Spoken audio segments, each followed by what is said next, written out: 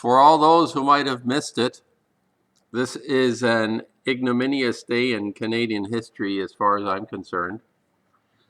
The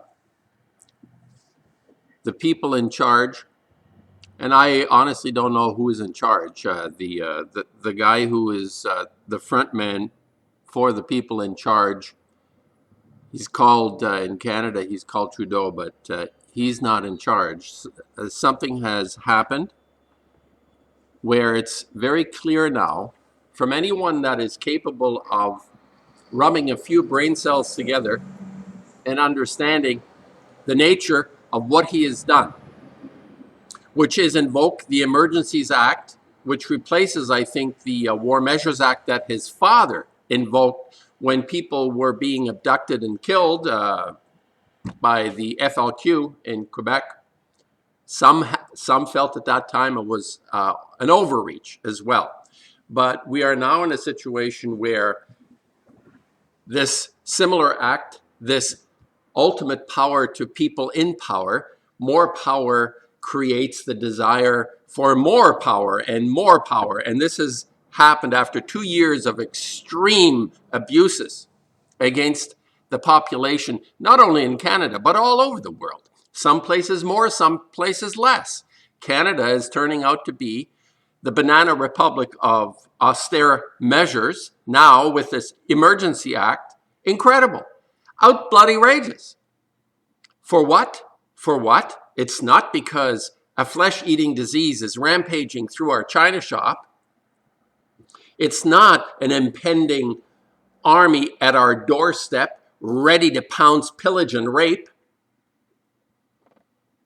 No, it's some truckers who've decided they've had enough with the austerity, the tyrannies that have basically restricted all normal life. What could be considered still normal now is just you go out, you work, you come home, you feed yourself, you sleep, and you do it all over again. This is the kind of country that has been created, and now it's reinforced by an act called the Emergency Act here in Canada by the owners who are in charge of humanity, and humanity is just letting it happen. Well, I hope not. I hope that humanity resists this power grab. And anybody that hasn't been watching, this is what just happened. I'll just, make this announcement on my channel, my lowly channel, the forest dwelling artist. Spontaneous insights, random insights. This is not so random. This is like actually quite an out. That's even worse, I think. It's quite outrageous. What can I say? It's not unsuspected because the owners are getting a little weary of having people stand up to them. The owners are not enjoying that too much anymore. Before it was okay. All those fake groups like BLMs and Antifas and the LGBTQ protests and environmental protests, that stuff's okay because it's basically funded by the owners. This movement that has happened with the truckers is actually quite a threat, which is why what is happening is happening. It's a threat. It's an extreme threat to the owners. And the people like Owen Benjamin, who has discarded this as a stupid thing to do to protest the abuses, what are we supposed to do? Just let it go on? People are supposed to just suck it up or live on a farm like him and shovel shit for his animals? That's not how it works. Most people live in cities. Owen Benjamin. You clown. You imbecile.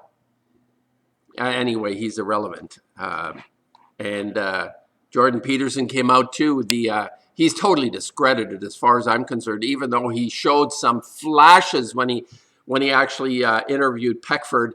There were some flashes of meaning in his existence on the platform. The guy has like almost 4 and some million followers. People are like grabbing onto every word that he has to say about anything. He said, "Oh, it's time to go home. You've achieved nothing but consider it a victory," or something like that. Or it's going to get worse if you don't. Well, he was preempted again. He came out before Trudeau came out to say, "Oh, maybe it's time to go home, people. You've shown yourself to be noble people out there, the truckers." Yeah, that's Jordan Peterson. But it's time to go home. Wow. Totally discredited individual for reasons other than just when he opens his mouth, it's like it's a return to some sort of it's he represents the opposite to the Enlightenment. It's kind of like a clouded. People are seduced by this type of intellect, this sort of clinical psychologist. I mean, the basically a big nail in our coffin has been the clinical psychologists of this world, and psychology as a whole has basically opened the door for all of the progressive garbage that we have to suck up, from pronouns to every kind of gender bend that exists on Earth.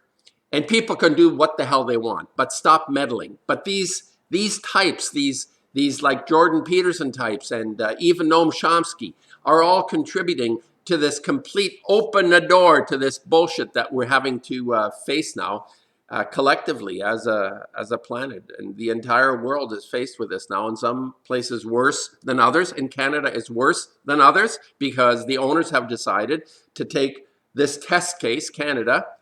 It's going to be a test case to see how far it can be pushed. We've been pushed for 2 years. We've been pushed for 2 years. But let's see how much further we can be pushed. This is the agenda. This is what's going on, people. Like I say, anybody that's got a few brain cells left should realize it's not about any emergency. It's about gaining more power. That's all it is.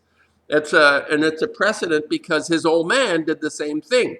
So the owners then are the owners now, and he's the front. He's the front for those owners that are making these decisions wherever they are making them. So if it works in Canada, people of the earth, be aware it's going to happen in a neighborhood near you. If this flies, if this gets no opposition whatsoever, if this is just sort of like, oh, we're so serious. I mean, governments really love you. We want to take care of you. We love you so much. We want to take care of you. We want to impose all these irrational rules on you about medical procedures. We need to give you medical procedures, untested medical procedures that haven't been tried, but we love you so much we need to try it on you. This is what's going on. This is now escalated. Whoever thought, myself included, well, the unraveling is happening. It's unraveling when they have to take extraordinary steps, like invoke an emergency act over a few truckers who have, it's not a blockade, it's a protest. It's people saying enough is enough, or we can't let you do that. We're not going to let you protest anymore. It's against the higher order of ownership. This is what's happened, and I could go on, but anyway, anybody that has failed to see this, it has happened.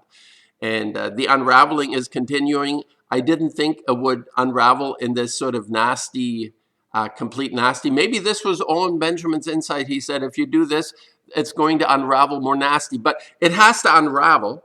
And whether it's nastier or gentler, I don't know how it could be gentler. I guess nastier would be, ultimately, the nastiness might be the guillotines. I mean, I don't see anything off the table now. If the owners are that desperate, there could be some very extreme repercussions on how people ultimately, which people are getting it. I think as a whole, the only ones that are not getting it are irrelevant.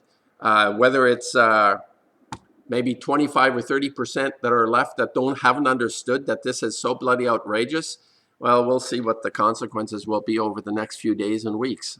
Very sad day for Canada. Very sad day.